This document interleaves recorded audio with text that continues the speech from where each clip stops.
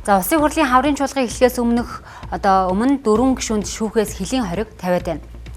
За мөн анхны 126 гишүүнтэй парламентын 18 гишүүнийг ялагдагчаар татан шалгаж эхэлсэн байж болзошгүй байна. Тэдний дунд шүүхээс гин буруутай тооцож ял оноосон гишүүнч байгаамаа. Авилгатай тэмцэх газраас улсын хурлын гишүүн Амар Баясгаланг Бортойгоо Орттой холбоотой ялагдагчаар татан шалгаж байсан бөгөөд дүүргийн эрүүл иргэний иргэн хялбар ажиллагааны анхан шатны тойргийн шүүхээс энэ 3 дугаар сарын 10-нд хөлийн хориг тавьжээ.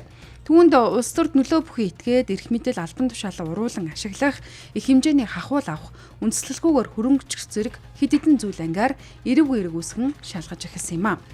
Мөн улсын хурлын гишүүн булган туяаг төрийн эрх барих дээд байгууллага эрх мэдлийг хууль бусаар авах зорилгоор үгсэн тохирч хүчирхийллийн аргаар авахд бэлтгэсэн хэрэгт холбогдуулан ялагчаар татаж мөн л хөлийн хориг тавьсан юм а. Харин сайн зэрэг гишүүн бусдын бие санаатай хөнгөн гэмтрэл учруулсан Болормоо гишүүн нь 2024 оны сонгуулиар баруун бүсэд нэр дэвшигтэй нэр бүхий компаниас 30 сая төгрөгийн хандив авсан гэх асуудлаар ялагдагчаар татагдаж хөлийн хориг тавилжээ.